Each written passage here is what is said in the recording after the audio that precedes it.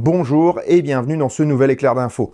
Aujourd'hui, nous allons parler des aventures de deux motards autour de l'Hexagone, d'une moto pas comme les autres, d'une initiative du Tesla Owner Club France en Alsace et enfin de la nouvelle Tesla Model Y Propulsion, qui s'annonce d'ailleurs comme la meilleure affaire du moment.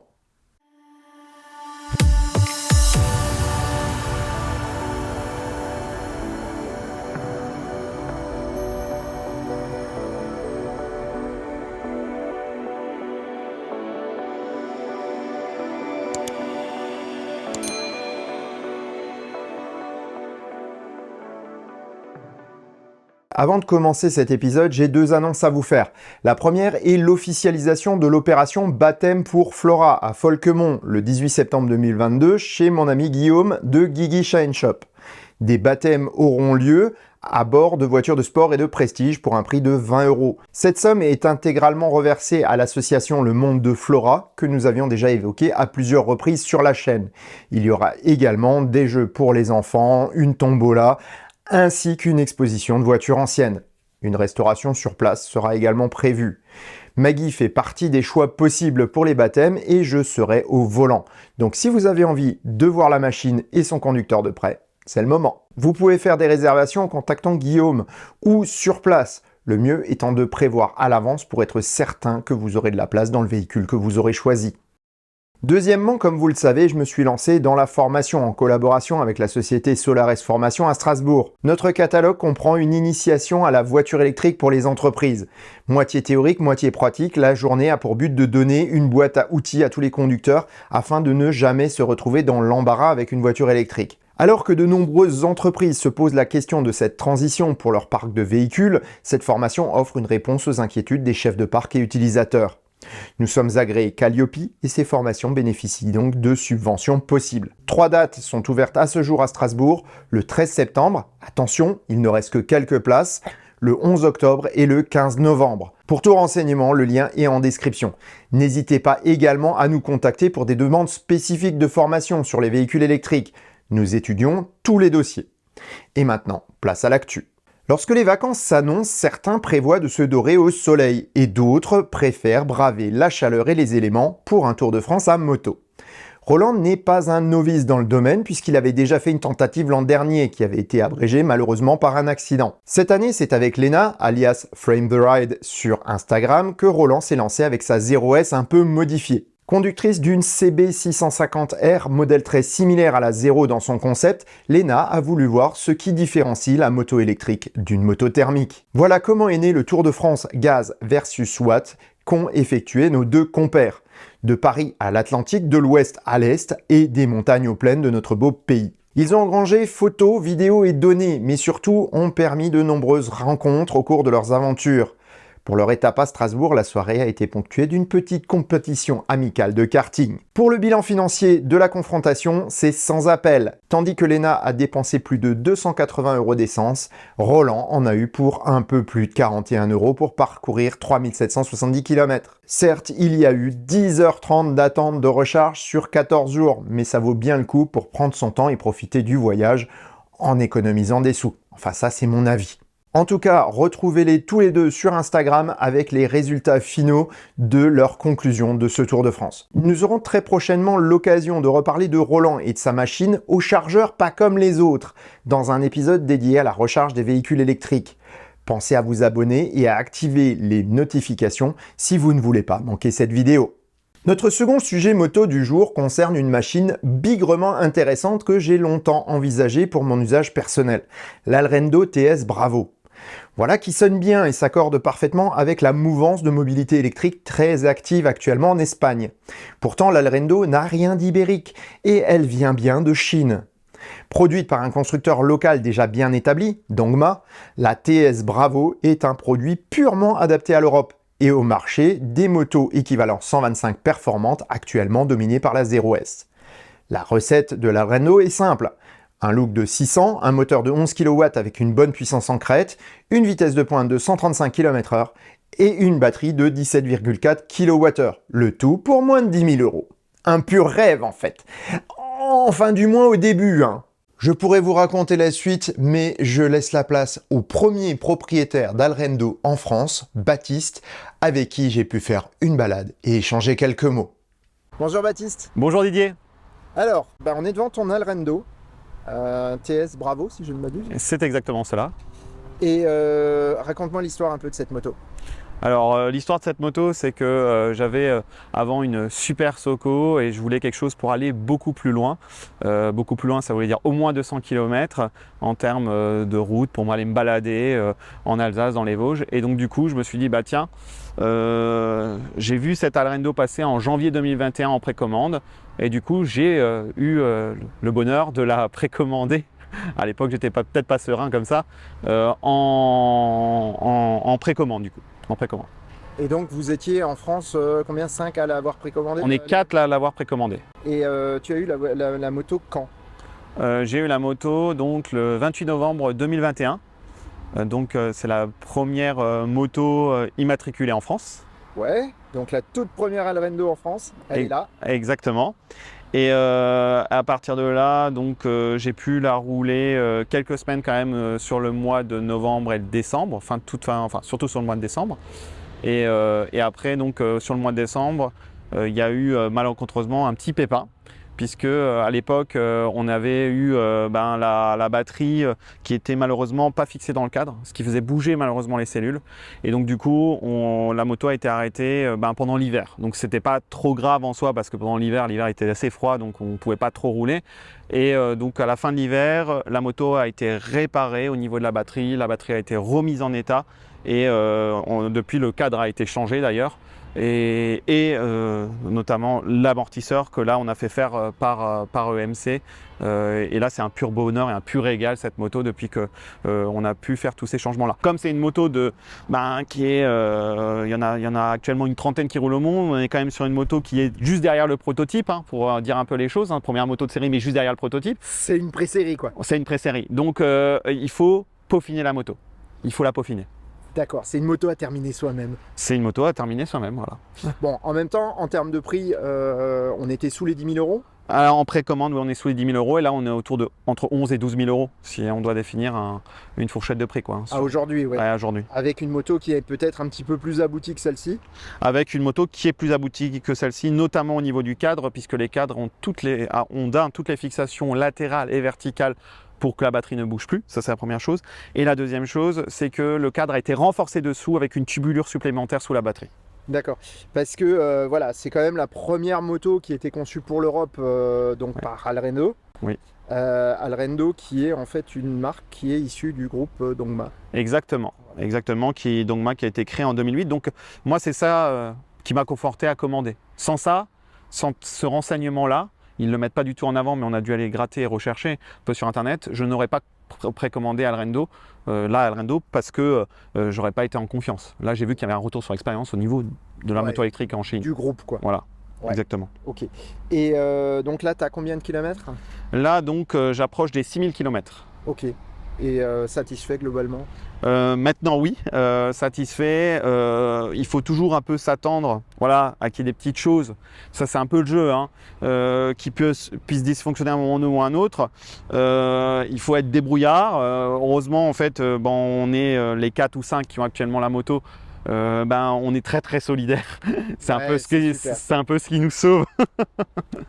Et puis, je crois que vous êtes en train vraiment de peaufiner les motos et finalement, après des débuts un peu chaotiques, aujourd'hui, c'est des motos qui marchent plutôt bien. C'est des motos qui marchent plutôt bien. Franchement, sur le côté maniabilité, sur le côté quand on veut aller s'amuser, notamment dans les épingles à cheveux, voilà. C'est là. On le voit dans les images que je vous montre en ce moment. C'est exactement ça. Moi, avec l'Energica et mes 20 ans de plus, donc un petit peu moins d'habitude de mettre la poignée en coin, j'ai pas vraiment essayé de le suivre parce que la moto étant plus légère et puis bon, voilà. Ça marche bien. Il y a une chose qui est pas mal, c'est comme la batterie est vraiment tout en bas, le centre de gravité est très très bas, ce qui fait qu'elle penche elle a du mordant quand on va aller attaquer le virage. Ouais. Contrairement à l'Energica où la batterie est tout en hauteur, où elle est vraiment très haute. Effectivement. Ouais. Tout à fait. Effectivement. Donc ça change quand même beaucoup la donne. Et ce qu'il y a, c'est que c'est une moto aussi qui est accessible. C'est-à-dire que c'est une moto qui n'est pas comme on va retrouver sur une 0S où on est poigné dans l'angle, ça va être assez violent si on se met en mode sport. Là, sur la Alrendo, c'est très très progressif et les chevaux vont venir à 60, 70 jusqu'à 115. Là, on va avoir vraiment une plage qui est intéressante. Et pour les épingles à cheveux et pour la montagne, 60, 70 jusqu'à 80 si on respecte les limitations de vitesse. On respecte tous, On sait bien qu'on respecte tous. Ben, c'est là où on a besoin des watts pour justement aller monter les côtes en montagne. Donc là, tu vas passer ton permis moto. C'est ça, le but, c'est que à la fin de l'année, d'ici la fin de l'année, je me laisse un peu de temps parce que maintenant que j'ai la Alrendo, mais le but, c'est de passer effectivement déjà le A2. Voilà, parce que le A2, tu vas devoir attendre 24 mois pour pouvoir passer en A. En A. Et donc à avoir une moto toute cylindrée, parce que le problème, c'est qu'il n'y a pas de moto en A2 en électrique. Pour l'instant, il n'y a pas de moto en A2 en électrique, sauf erreur de ma part bien sûr, mais voilà, il n'y a pas de moto en A2 électrique et le but serait peut-être de me laisser en tout cas la possibilité dans 2 ans d'avoir peut-être autre chose que la Alrendo, parce que voilà, les goûts changent, enfin je sais pas si tout le monde à un moment donné change de monture. On en veut toujours plus. C'est exactement ça. La preuve, moi qui pensais jamais revenir sur la moto, un an de scooter électrique 125, on suffit. Exactement. Dernier point, et là ça parle pas du tout de la moto, c'est que Baptiste est également youtubeur. Tout à fait. Tu as ta chaîne, tu as également un serveur Discord. Exactement. Qui est dédié à l'Alrendo et au Super Soco. C'est ça. Donc je mettrai des liens en description. Et donc globalement, explique-moi ta chaîne, est-ce que tu parles que de l'Alrendo ou En fait, on parle des marques un peu en 2 roues qui sont un peu inconnues ou qui sont nouvellement sur le marché. Par exemple, Super Soco, bon maintenant c'est bien connu, mais ça c'est historique parce que la personne avec qui j'ai confondé la chaîne a une Super Soco et j'en avais une avant la Alrendo. Et Alrendo, et demain ça pourrait être, si on voit une montée, pour l'instant elles ne sont pas livrées en France, par exemple OVO Bike, qui est une moto là, qui a été essayée, qui est venue en France. Une petite roue là. Exactement. Ouais, une moto prometteuse. Et si demain, voilà, il y a une communauté d'OVO Bike qui veut se former, on essayera de faire en sorte qu'il y ait des échanges là-dessus. Le but, c'est d'avoir des marques qui sont en train de monter en puissance, des marques qui sont un peu inconnues du grand public, mais sur lesquelles, chez Futurize Electric, on y croit. Écoute Baptiste, merci. Et puis au plaisir. Au plaisir, bonne journée. Merci toi aussi. À ce jour, les délais de livraison sont inconnus et des clients attendent depuis de longs mois leur machine. Une version améliorée arrive, mais nul ne sait quand. Ce que l'on sait par contre, c'est que ces améliorations ont un prix et la machine dépasse désormais la barre des 12 000 € avant bonus pour les nouvelles commandes. Si la promesse de départ était exceptionnelle, le produit à l'arrivée rentre dans les rangs, mais conserve un très bon rapport prix-prestation. Reste au constructeur à livrer plus régulièrement les machines et à améliorer des points de détail, comme la visserie inox généralisée ou un meilleur fini des surfaces peintes. En tout cas, à suivre avec grand intérêt. Pour cette fin d'été, quoi de plus sympathique que de se retrouver avec des amis autour d'un verre après le travail? C'est ce que s'est dit Fabien Sturny du Tesla Owner Club France. Et si on pouvait le faire autour d'un événement Tesla, ce serait encore mieux. Avec l'été, la hausse des prix et le recentrage des livraisons dans les grands centres régionaux, les équipes commerciales du constructeur américain peuvent revenir à leur métier de base, faire découvrir la gamme de véhicules Tesla et la faire essayer. Le mardi 24 août 2022, ce sont plusieurs dizaines de membres du club qui ont ainsi pu faire des essais de Model Y Performance grâce à l'équipe de Tesla Strasbourg. La soirée s'est un peu prolongée avec la dégustation des produits de la brasserie strasbourgeoise Perle et de quelques knacks, les fameuses saucisses de Strasbourg. Si le Tesla Owner Club de France organise de gros événements comme le rassemblement annuel qui a eu lieu à Clermont-Ferrand au mois de juillet, les antennes locales proposent aussi des initiatives plus simples qui permettent de se retrouver autour de la marque Tesla. Je pense qu'il faut profiter de ces moments maintenant car je suis prêt à parier que dans les prochaines semaines, les équipes du constructeur vont avoir du pain sur la planche. Et voici pourquoi. Nombreux l'attendaient de pied ferme sur le sol européen et elle arrive enfin, la version propulsion plus abordable du modèle Y. Si les rumeurs de première livraison de batterie BYD Blade à la Gigafactory de Berlin deviennent de plus en plus insistantes et que des documents officiels dévoilent une version à batterie structurelle de 55 kWh et 440 km d'autonomie, ce n'est pas cette version qui vient d'apparaître sur le configurateur Tesla en France. Il faudra donc attendre encore un peu pour disposer de cette version optimisée et se contenter de la version chinoise pour le moment. Mais rassurez-vous, on n'y perd pas au change. Ce nouveau modèle Y propulsion, appelé sobrement modèle Y, tout court, dispose d'une batterie produite avec des cellules LFP CATL, identiques à celles des modèles 3 de base. Comme celle-ci, elle sera produite à Shanghai, et c'est plutôt une bonne nouvelle pour les délais. Annoncé fin 2022 à février 2023, les premières livraisons offrent un délai raisonnable. Il faudra pourtant commander vite, parce que l'engouement pour ce nouveau modèle risque d'être important. L'un de mes abonnés a commandé dès le premier jour au matin, tandis que son frère l'a fait à mi-journée. Il y avait environ 10 000 numéros d'écart sur la précommande, et 2 à 3 mois de délai en plus. Pour la capacité de la batterie, Tesla reste silencieux, comme à son habitude. On note toutefois que la Model 3 Propulsion dispose d'une batterie de 60 kWh pour 491 km d'autonomie WLTP. Sa consommation normalisée s'établit à 14,9 kWh au 100, tandis que la Model Y s'élève à 15,7 kWh au 100. En faisant une règle de 3, l'autonomie estimée pour le modèle Y de base devrait se situer aux alentours de 465 km si elle disposait de la même batterie.